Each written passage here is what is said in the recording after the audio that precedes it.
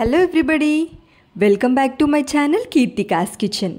ఈరోజు వీడియోలో weight loss అవ్వాలి అనుకునే వారికి లేదా డయాబెటిక్ పేషెంట్స్కి టిఫిన్లోకి ఒక మంచి హెల్దీ చట్నీ రెసిపీ ఎలా ప్రిపేర్ చేసుకోవాలో ఈ వీడియోలో చూపిస్తున్నాను. నెల రోజులుగా నేను ఇదే చట్నీ ట్రై చేస్తున్నాను.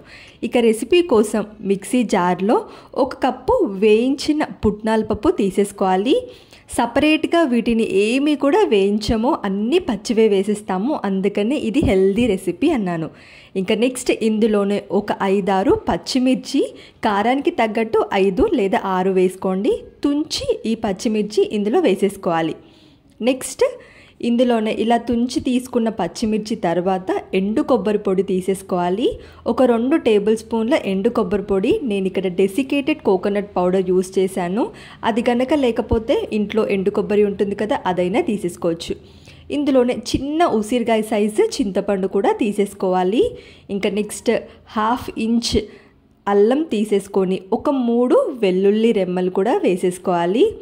ఇలా వెల్లుల్లి వేసిన తర్వాత ఒక గుప్పెడు కొత్తిమీర ఎక్కువగా ఉన్నా పర్వాలేదు.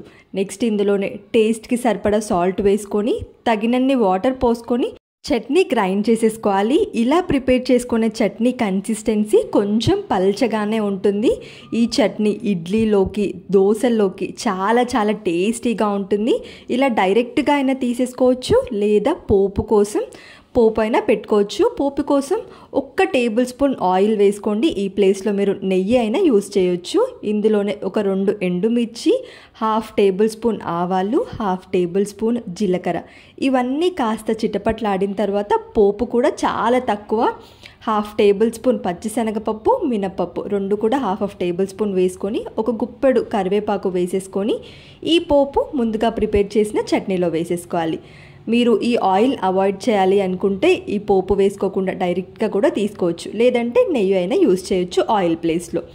పల్లీ చట్నీ అవాయిడ్ చేయడం కోసం నెల రోజులుగా ఇదే చట్నీ ట్రై చేస్తున్నాను. చాలా చాలా టేస్టీగా ఉంది. దోశలోకి అయితే ఇంకా చాలా బాగుంది. మీరు తప్పకుండా ట్రై చేయండి. ట్రై చేసి ఎలా వచ్చిందో కామెంట్ సెక్షన్లో చెప్పండి. ఇంకా ఏమైనా హెల్దీ రెసిపీస్ కావాలి అంటే కామెంట్ సెక్షన్లో పిన్ చేయండి. వీడియో నచ్చితే లైక్ చేసి ఇలాంటి మరిన్ని ఇంట్రెస్టింగ్ రెసిపీస్ కోసం ఛానల్ని సబ్స్క్రైబ్ చేయండి. Thank you for watching.